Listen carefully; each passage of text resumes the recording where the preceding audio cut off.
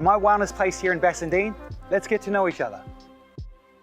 Welcome to this episode of Hometown Heroes WA, coming to you from my wellness place, and one of the experts that we have here is Aaron. Aaron, thanks for being on the show. Yeah, appreciate it. Thanks for having me. Where did you start from, as you know, from the beginning of your profession to where you are today? Yeah, absolutely. I have always been interested in sports, and as a young kid, I was really into my athletics and running. So that was my introduction, I suppose, to health and physical performance. So I really loved track and field and all that had to offer.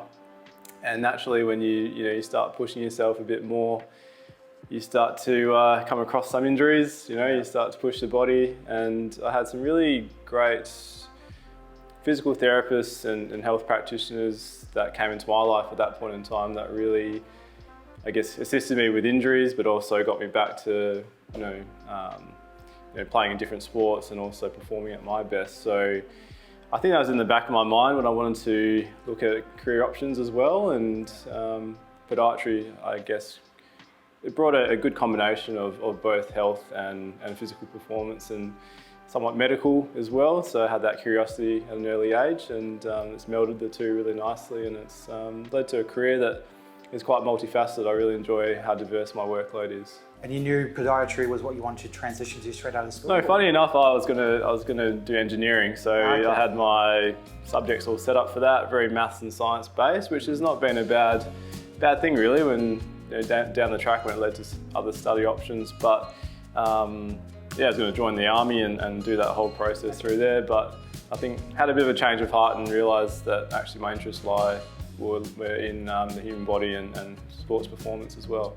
Being right opposite. Swan Districts. I've had a good relationship with them. Obviously the clinic's been around here for 25 years. I was, as a young person, I was a patient of the clinic too. So that was kind of a nice, I've been very familiar with this clinic as well.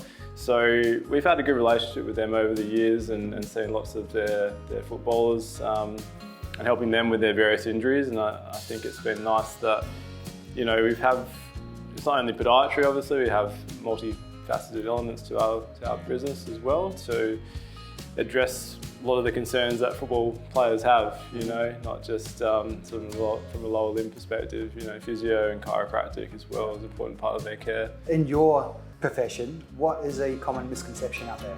So first of all, I think people don't even know what a podiatrist is. So there's combating, okay, well, what does that entail? What are we exactly? Yep.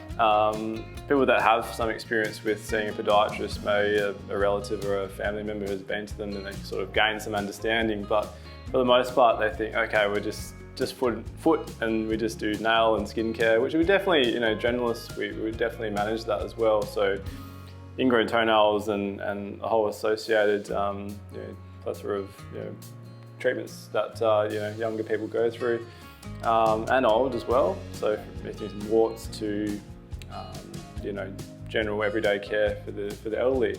But then the other scope of practice that we have is dealing more with soft tissue injuries, plantar fasciitis, Achilles tendinopathies, knee pain, these sort of things, postural concerns for young children, pediatric issues. So then that extends from basically the young to the old, everyone that has feet basically. Yeah. So we're sort of the go-to people to help people with their foot and any kind of lower limb problem generally. Is there like a common demographic that you see quite regularly? Or? Well, I think Bassendean is one of those suburbs that's really established and it's got a great history. So there is that sort of older clientele, and the elderly obviously have their own certain problems that they come in generally for their feet. But then at the same time, it's an evolving suburb. We see a lot of younger families moving into the area, and that's brought with it, a change in the scope of, okay, we can actually provide, a great service to, the whole family. It's not just for the elderly, which is probably a misconception that people have is, old people just see podiatrists. We definitely help people young and old with, all their foot and health limbs, yeah. What expectations did you have coming into the profession? So with our training, we do some hospital-based care, which is a very important part of our scope as well. So dealing with diabetes is a growing problem, and so we see in that setting diabetic foot ulcers, people that are, really quite advanced in terms of their deterioration of health.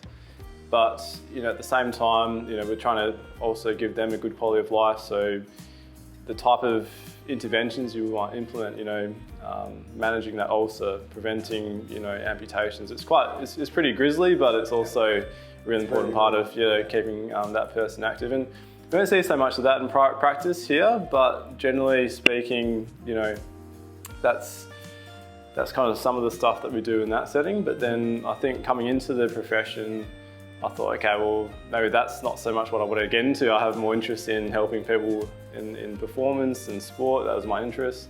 But then just the everyday person, that, you get the ingrown toenail or a young child with a wart. These are some common things that we can easily address without causing pain and I guess at the end of the day, getting that person back to good quality of living. Yeah. I think you mentioned Bassendean and how influential and how the redevelopment of the suburb is evolving over time. How would you separate Bassendean from everyone else? Well, I think it's been quite nice. I mean, I didn't grow up in the area, but I certainly came here for my own treatment, and I've seen it change over the years. And working here as well, you get to know the community and the locals. And over time, it's been really lovely to meet, just the people as well in the community.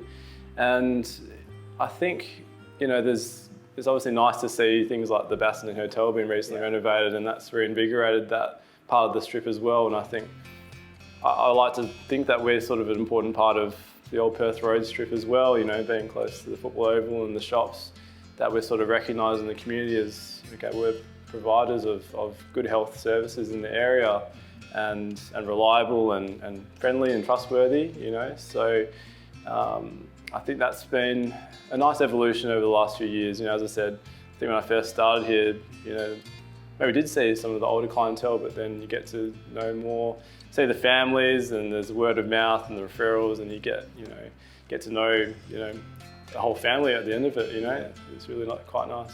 I think one of the common things that you find with your profession is that your clients become generational clients or generational customers, where absolutely they go from young to old, and then they bring their children who go from young to old. Yeah, that's exactly right. Yeah, I mean, I know of quite a few families that I've treated the children, or I've seen them growing up. It makes me feel a bit old, when you start to notice that they're growing taller than you as well, and you used to treat them as little tackers. But it is really lovely, and that's again going back to feeling like a trustworthy health professional in their lives, that they can actually recommend their friends and family, and that gives you a good sense of worth, that you're providing something of value to that community. Fulfillment. Correct, yeah, and I think that's what it comes back to, in terms of picking that career. It's a good balance of, career fulfillment and feeling like you are making a difference in the community, or on a personal level as well.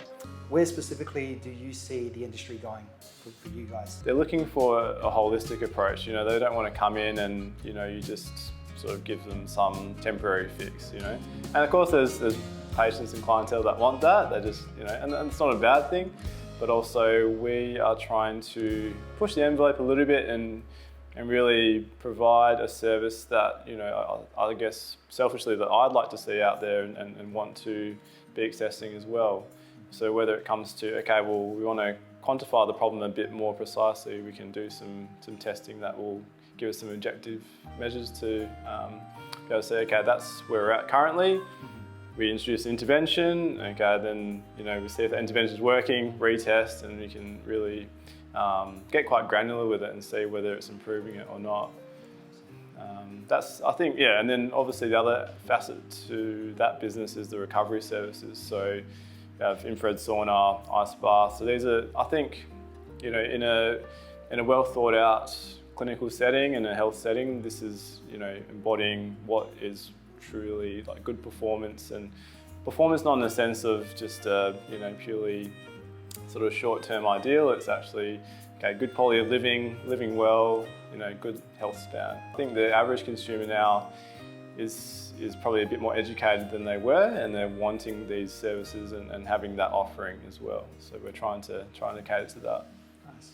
I've got 3 more questions here for you. Yeah. Aaron, got the first one being business related. What's the best business advice you've ever been given? It's pretty tough one. I was trying to rack my brain for a good quote there. I think, I'm probably paraphrasing, I'll probably butcher this quote as such, but I think if you pursue a passion, or if you are passionate about your work, you never really work a day in your life, So I think that's coming back to that fulfillment side of things, and feeling like, you're making a difference. At the end of the day, if you're not invested in your work and really care about getting the best for your patient, then I think you're not going to go the full mile for them. And it's also likewise, if you see a patient that is really motivated, then you take on that motivation. That energy. Exactly, and you want to really help them and get the best result for them. So, we're humans at the end of the day, and we also feed off that. But I think that's, obviously that paraphrasing of that quote, it's obviously butchered, but something like that has kind of stuck with me, in terms of, really figuring out, okay, well, these are the bits of education I want to pursue to help me get to that point and be helping patients with these sort of issues as well.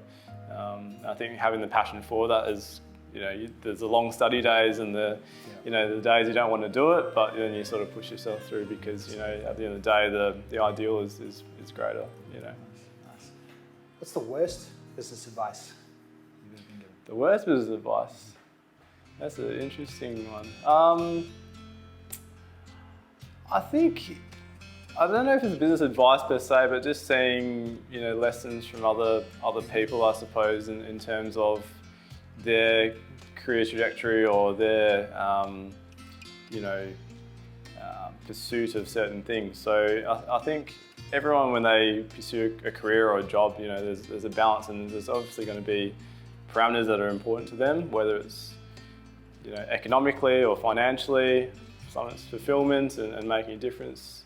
So it could be job satisfaction in a different way, work environment and being in a fun place to work, So everyone's got a different intrinsic sort of ratio of those, qualities. So I think I've probably seen some people, and obviously, fly in, fly out work is, in our state, obviously is very mining based as well.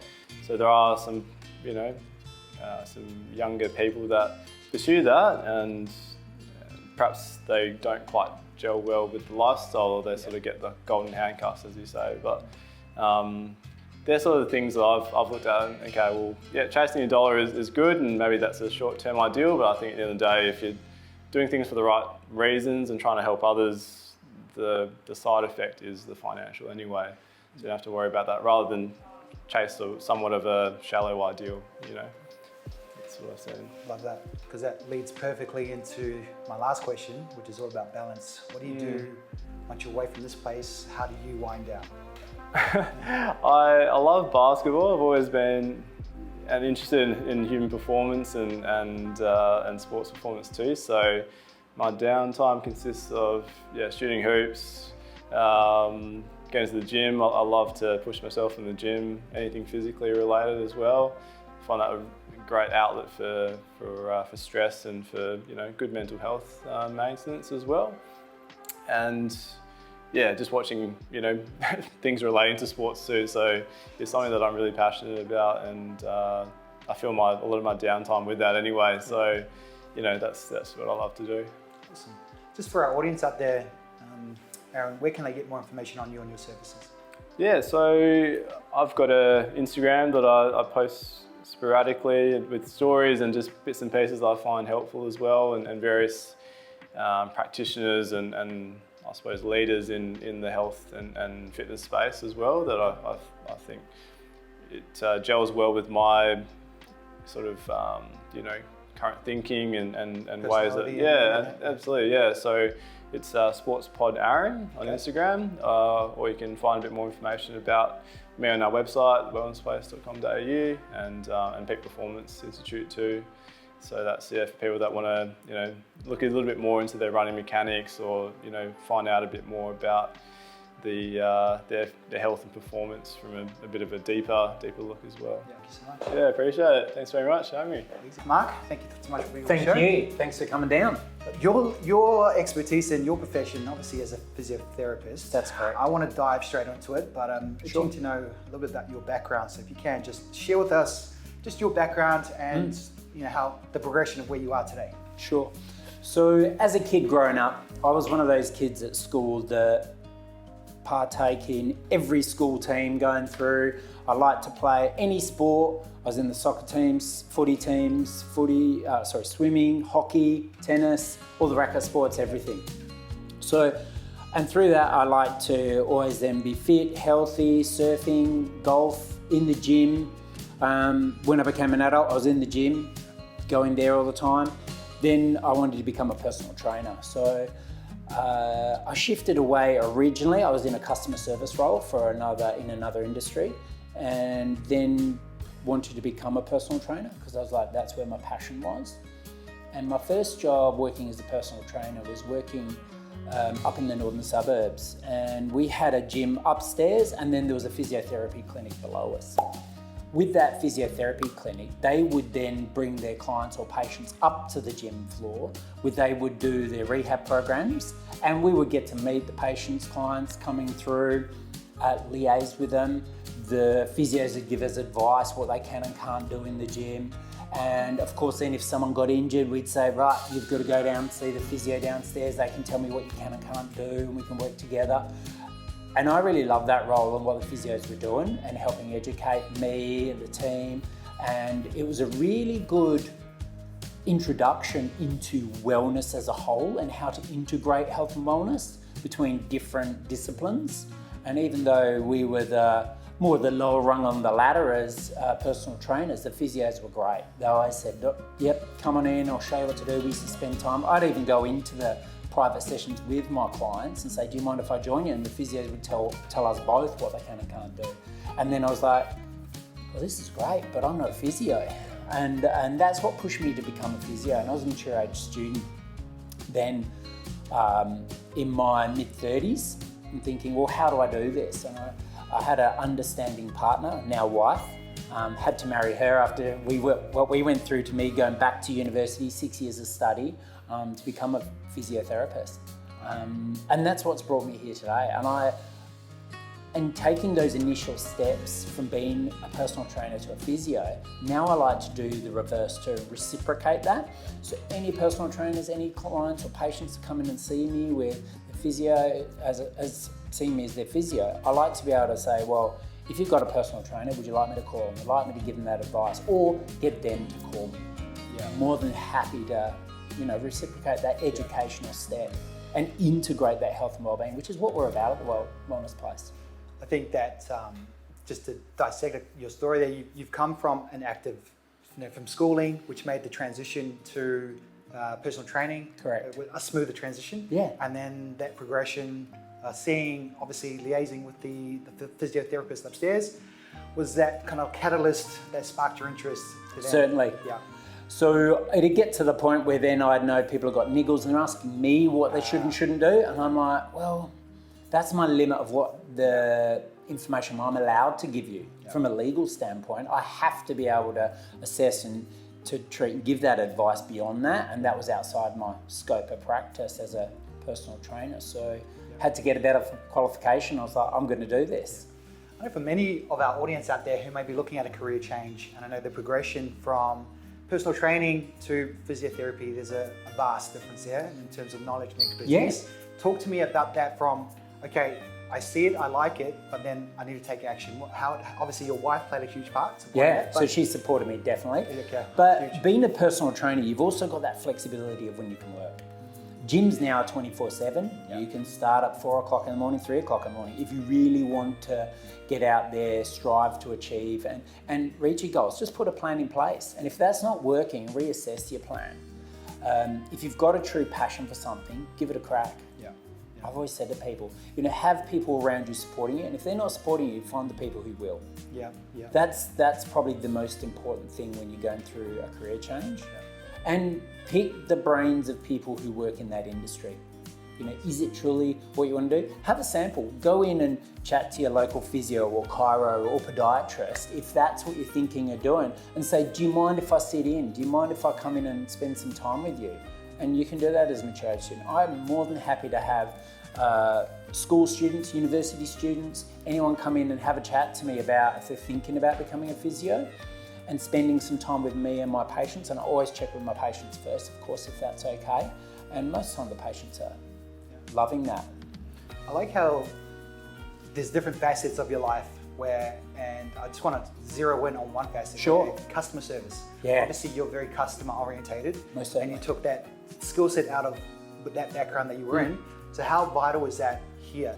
What you've got to be able to do in customer service is take someone's issues, complaints, problems and solve them with them, for them, to benefit them, no matter what industry you're in. One of the best pieces of advice I've ever been given for business was by a sales rep I used to work with. And he used to always say, when you come to meet a client, a patient, whether it's out in the community or they've come to see you and someone's got a concern or a problem or just want a service to be provided, when you part ways at the end of that meeting, you want to make sure that that person is happy that they've come to see you that day. Doesn't matter what state of mind they're in when they see you. They could be in pain, as they are when physios. They could actually have a real concern or a problem that's caused by somebody else, somewhere else, or within your business. It doesn't matter. And at the end of the day, they've got to be happy to say, oh, I'm glad I came to talk to you about this. Whether you've solved the problem or you actually reassure them that you're going to get to the bottom of that problem and help them solve that. That is one of the best things. And that's what customer service is all about. And as physios, I've tried to bring that to my clientele, find out what their genuine concern is, show them where their problems lie, help them solve their problems with them, and then bridge that gap, getting away from pain, suffering, weakness, or help them get out in the community and do what they want to do. The competitive edge that you guys hear is that you've got all key professionals all under one kind of headquarters. Certainly. Right? And so how valuable is that to have those experts around you that you can leverage off their expertise? Oh, definitely. So I've learned a lot from chiros. Aaron, our podiatrist, learned a lot from him too. And the best thing is I don't have to specialise in everything. I just have to stick with what I know and what I can do best, which is a bit of soft tissue work, mostly knees, hips, shoulders. I don't have to worry about feet too much. I don't have to worry about spine and back as much as regular physios do in their practice, because I've got the chiros here I can work with and alongside. And if I have a patient who has some of those problems, I can work on the soft tissue aspects and then refer them on to the other practitioners. And seriously, the amount of times I see people get better so much faster who get co-treated, whether it's remedial massage, whether it's our exercise physiologist in the gym, or if it's Aaron with podiatry or chiropractor who can do the adjustments better than any physio can. The spine and neck. I find that the team here is very gel as well and is very solid. And obviously you guys are able to leverage each other's expertise. I want to know a little bit more about the misconceptions of physiotherapy. What are some misconceptions out there from that the public may think, I did not know that, or that's good to know now? So one of the main ones is that people think they're going to go through pain and suffering every time they see the physio. Sure, sometimes they're in elements of discomfort, but as physios, we need to help calm that down initially. So sometimes just getting to put that fire out, whether it's pain or discomfort or whatever those true issues are, is first and foremost. Calm the farmers, I like to say. And then we can build things back up. Some people, think we're glorified massage therapists as well, but we do more than that. We have a lot of understanding about activities of daily living. So that's what you do at home to look after yourself, whether you want to get back to playing sport, whether you want to get back to work. And we can help liaise with other medical practitioners, whether it is your doctor, your GP, insurance claims, work-related injuries, car accidents, whatever it is. So it's deeper than that, such obviously you've got a scientific background. And certainly. I actually had someone today asking me why bones get bits growing on them and helping to educate. and having people understand what's going on within their body. I think that's one of our most important roles as allied health practitioners, and that's all of us, not just physios. Beautiful. Well, I've got 3 more questions just to wrap it up. Best business advice other than what you mentioned earlier. So I'm not going to, something different, but yeah, what's the best business advice? Put your clients first. Nice. I've worked in where I was in a customer service role, and that was in a digital print industry. And the gentleman who actually owned that business, it was one of the fastest growing businesses in Australia at the time.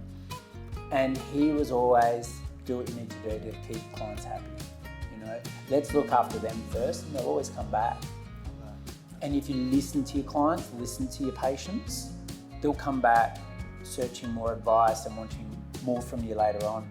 And we always say that if you focus less on the money will come. And that's business sense I'm talking. I never focus on how much things cost with patients. I don't try to do that. I just try to focus on what their problems are, help them solve their problems, and move on to getting them even better than where they were when they first came in. And recent times too. Love that. Put the patient or put the customer first. Yeah. Worst business advice?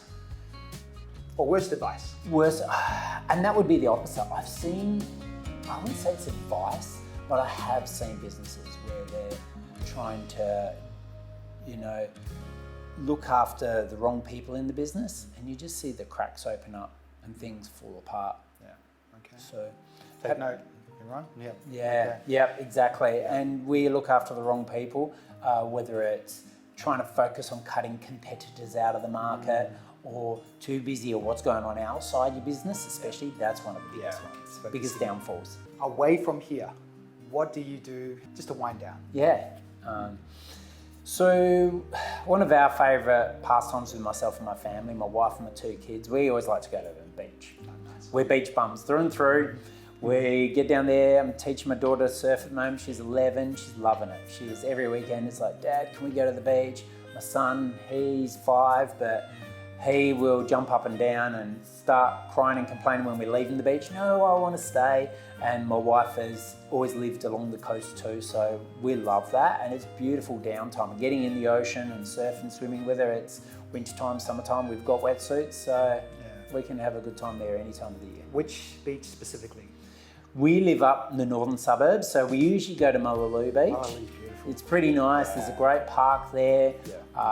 Food, everything in a local community. The people are pretty nice around there, and there's plenty of space for everyone. Sure. Mark, for the audience, where can they get more information on you and your services? So the best place to catch up with us is at thewellnessplace.com.au. Come down, have a chat. Even if you just got a question, I'm more than happy to give 5 minutes of my time, 10 minutes of my time, just to answer some questions. And that's not going to cost anyone anything. So come down, see us, meet us. Even our reception team, they're pretty happy to answer a lot of questions people have about what we can provide and where we are. Awesome. Well, Mark, it's been a pleasure talking to you. Thank you very much. Thank you so much for being on the show. Guys, bringing it home here in my wellness place is the chiropractic side. I need to learn a little bit more about, so pleasure to have you, Mon. Thank you. Welcome on the show. But before we go into where you are now, can you give us a bit of a walk down memory lane as to who you are, what were you doing before, and obviously to where you are today? Yeah. Well, I got into chiropractic because I liked their preventative part of health. So way back when I was a teenager, and being a very tall human, I had a lot of posture issues, and I had a particular issue with having headaches all the time. And I was a very bad headache sufferer. I remember at one point it was like every single day I'd get a headache or a migraine, and that's pretty debilitating, as like a high school student and like trying to learn. So I really struggled with that. I went down many different pathways to try and get on top of my headache. So had many scans, had many medications, and tried lots of different things. And then I kind of got to the point in the medical system where it was take this for your headaches. And I was kind of like, but like, what do I do to stop them happening? And then I ended up going to see a chiropractor. And then now I'm lucky if I get 1 or 2 a year. Wow.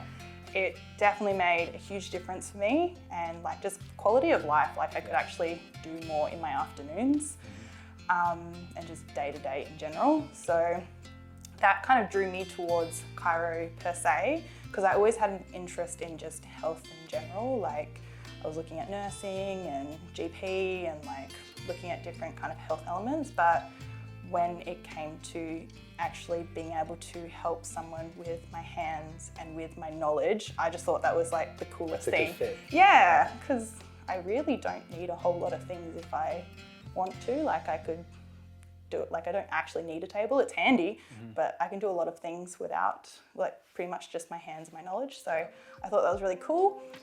Yeah, so I started seeing a chiro, had massive like benefits from it, then went and studied, and yeah, so I You kind went to of school went. here? You go to school here in Perth? So I grew up in the hills, so I went to Helena College in the hills, and then ended up going to Murdoch for uni. But yeah, I'm a hills girl through and through, and grew up in the hills. Yeah. What about in the chain? Are you the eldest, youngest, only child? I'm the middle. You're the middle. I have an older brother and a younger brother.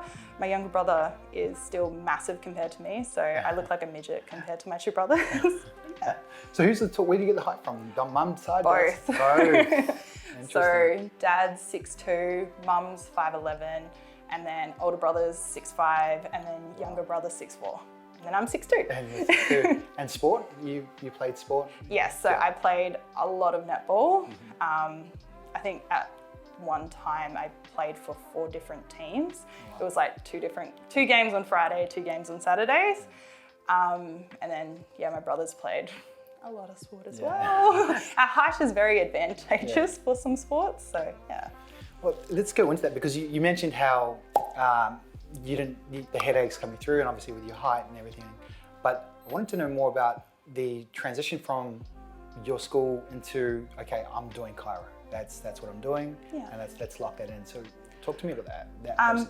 I think the pivotal moment was when I was at my worst with my own pain. Yeah. And then I was looking at all these different health professionals that were trying to help me, and the chiro is the one who gave me the most amount of relief, the most amount of education, and they had the biggest role to play in getting me out of pain.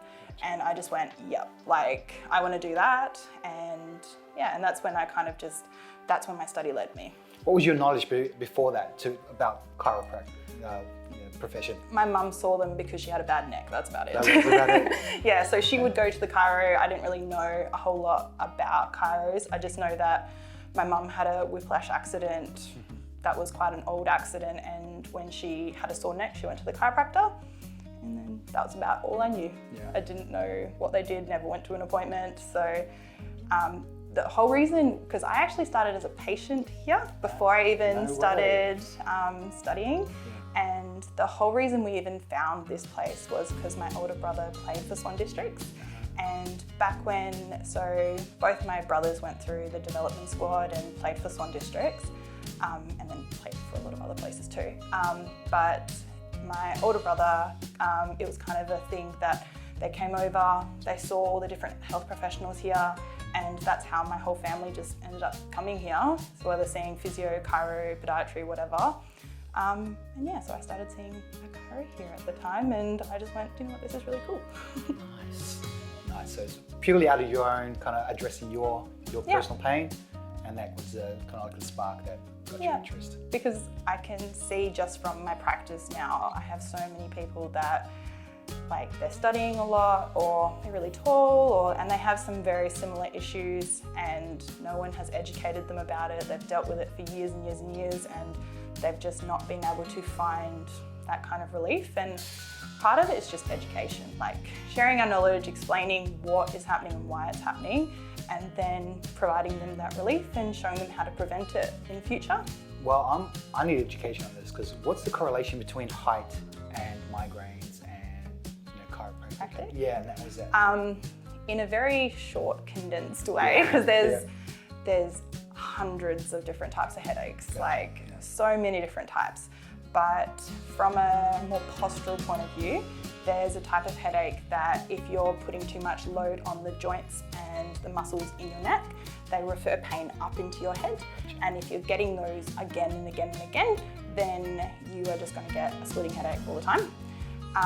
But it's like, from a posture point of view, if you were to hold like your head over your shoulders, the weight's very minimal. It's like having a 5 kilo weight above your, kind of like holding it in line with your body. But then if you were to put it right out here, which is this whole coming forward, the weight just adds and adds and adds. And yeah, it's very common. It's becoming more common because of a lot of technology use, but just from a 6'2" person kind of use, if I stand really close to people or if my environment's really low, I'm going to be looking down a lot. Yeah. I know one profession that comes to mind is hairdressers. Do you see a lot of, because they're like... Okay. Hairdressers, it's the neck, the headaches and shoulders from holding the arms up. Gotcha. So So there's definitely different painters. They look up a lot and they also are constantly looking down. So looking up can be really bad as well, like being flexed back. Interesting. Yeah, there's lots of different professions that you can kind of pick, but studying is a big one. Studying is a huge one. Yeah, studying, desk work, Yeah. it's that coming forwards. Gotcha. And obviously with the generation that's coming up now, how, much they're in their phones, it's the neck. Yeah. And then before you kind of like stretch out, but it's posture. It is, it's posture and trying to, like I have a lot of teenagers, kids, parents bringing them in, trying to educate them. They tell them the same thing, but it's a hard one. They just say straighten up, but like why? Why are you doing it? And then I kind of explain to them the benefits of doing it, and then I help strengthen them so that it doesn't feel so hard to just stand up straight all the time. So yeah. So you're never going to be out of work. I feel like everyone has bad posture. Yeah, everyone's constantly like just analysing people. Yeah. Because I'm not sure if I'm the only one that's guilty of watching a chiropractic kind of YouTube videos and kind of like enjoying how the relief that they get. So talk to me about obviously the power of social media, the misconceptions that you have come across, as well as educating the audience out there on specifically how we can best prevent. Yeah. I think the best thing, first I'll start with prevention. Cool. Your body's supposed to move. So you're allowed to be in this position, but you're also allowed to be back here. You're supposed to move your body. So being in this for 20 seconds, a minute, couple of minutes is not going to kill you. But you need that mobility in your spine, you need that mobility in your whole body. So a lot of prevention is just keeping the mobility you have or improving it or strengthening it so that your spine doesn't have to kind of cover too much load all the time, because you lose mobility and you lose a lot of function when you... Flexibility when you stay in the same position again and again and again. And if you don't do something to address coming out of it, then you're just going to end up turning into this. So I always challenge people, I'm like, you're not doing something wrong, it's just that we need to find that time for you to come out of that and to spend time increasing the mobility in there, because that's going to be a weakness for you, because what you do, the sport you play, certain things. In terms of the education online, there's a lot of misconceptions, because there's a lot of people that just think I crack. I went to uni for all that time just to learn how to crack all the joints. That is definitely a big part of what we do, adjustment-wise. Doesn't need to crack when you treat someone. There's low force methods that don't require any, it's just more sensory input or getting mobility. It does not need to make a loud crack when it happens. So sometimes I get people come in and say, I watched this video. I get scared when they say they've replicated it at home. Please don't replicate it at home. Or when they kind of said, but it didn't crack. I'm like, it may not crack, or there may be a lot of factors why it doesn't crack. It doesn't mean it didn't work, it just means that you may need to build up for it, because all the cracking in is nitrogen gas being released from the joint. That's it. Sometimes if that joint isn't really healthy, it doesn't have the gas in the joint to actually release the gas. And it's just a small release that will happen for, it will get released quickly, then the gas will take about 20 minutes to build up again, and then it can happen again. Gotcha. And all it is that kind of buffer that helps protect the joints, but we're just increasing movement slightly and opening it up, and then the buffer goes back, but it's got better range of motion.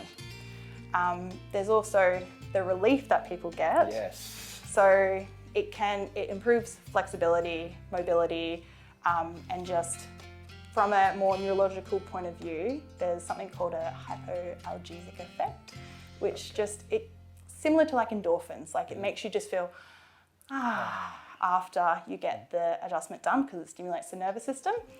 And then that helps the pain as well because it stimulates the nervous system, tells everything to calm down, and then you get a lot of pain relief from it as well. Wow, okay. So just the kind of like rehashing the misconceptions out there.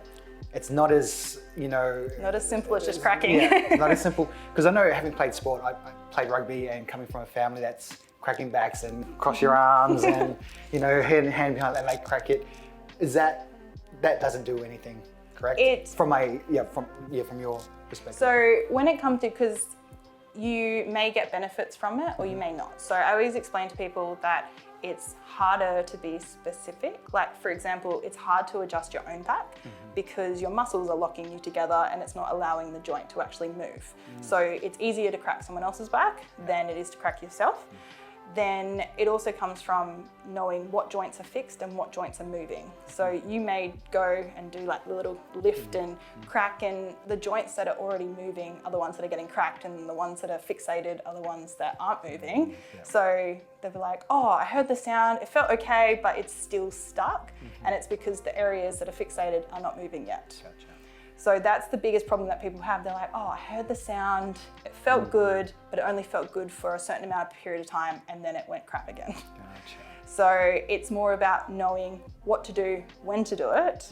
And with the joints that if you're constantly cracking the same joint again and again and again, and they're already moving too much, your muscles actually get tighter because they want to hold it and they want to protect it. So you may be doing yourself harm by getting a movable joint moving too much than not the one that's not moving. So let's bring this back in. So we got cracking too much is bad, right? Because it's making your muscles tighten. And if you're self-adjusting multiple times a day, every single day, yes, that's really bad. Yeah.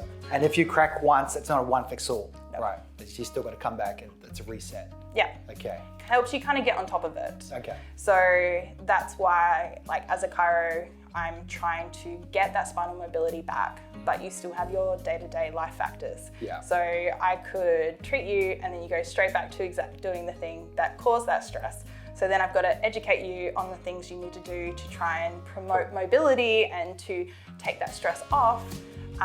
So I give people some like basic exercises and mobility work to try and keep that movement as best as we can.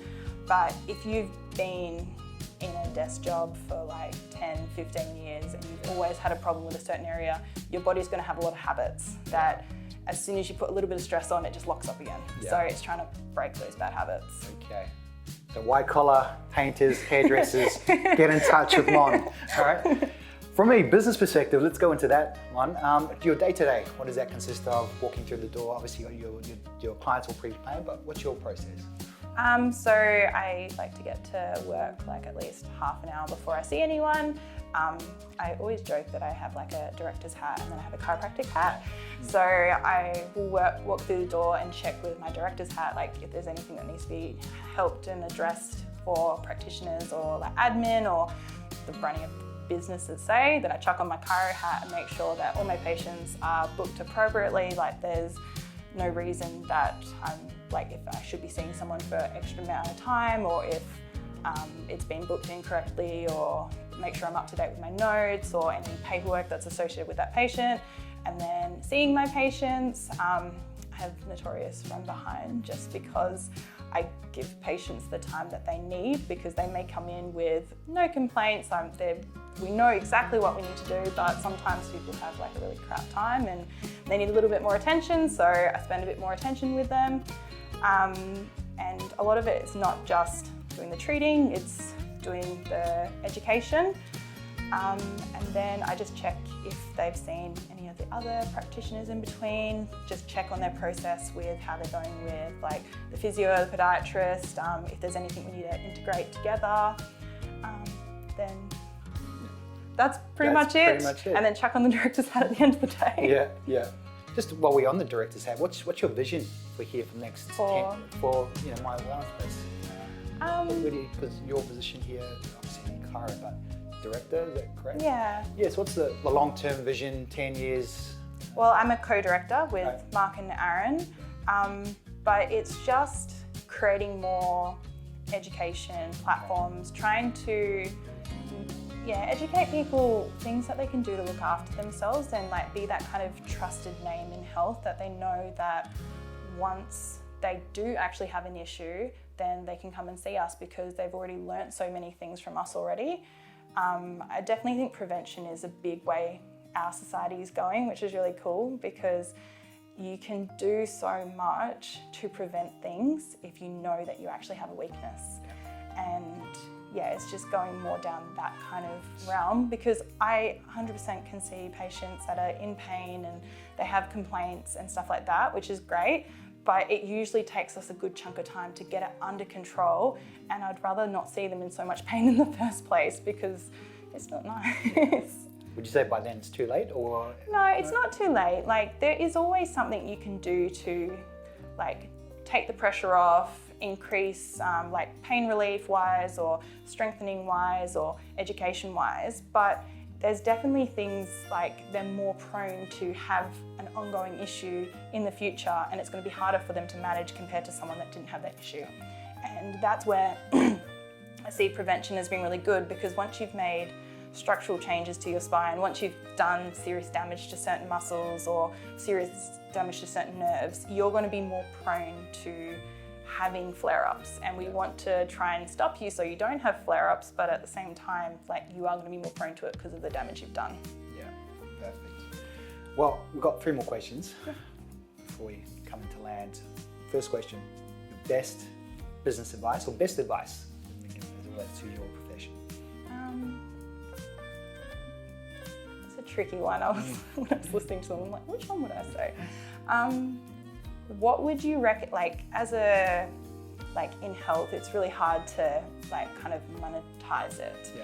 Because, like, I think someone said to me, like, what would you do if it was free? So if you could give someone the best care, what would you give them if there was no value on it? And you could just pull everything resources-wise that you could do, what would you give them? And that's kind of what I think about is, I can give you this if if cost is an issue, then we can scale it back and go like one by one by one. But if it wasn't an issue, I'd throw all these things at you, and this is what I think would be like a good kind of mix. So trying to leave cost at the back of your head, because then it can influence your decisions. Yeah.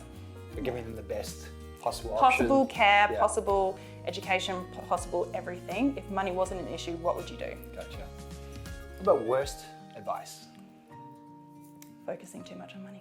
Focusing too much on Because money. it really guides, you go, oh, I shouldn't see them for X amount of time because it's going to cost them too much. But your job is to educate them on what they need. What would be the best thing that you could give them if everything was free? What would you do? And then if you start thinking it costs this much, I will only see them because I think we can go down that track. If they can't afford it, then we can go down that track. But if I'm always thinking about this, I'm not presenting them the best option up front. You're not in the moment with them, and you're not obviously going along with the journey, because obviously you're the expert and they're looking for you as guidance. Trying to keep that at the back of my mind. Yeah. And if Gotcha. if we need to talk about it, then we need to talk about it. But what would you do if it was free? Yeah, great. Final question, Mon, and that is, away from this place, you know, this being a distant memory, what's your best way to kind of like wind down?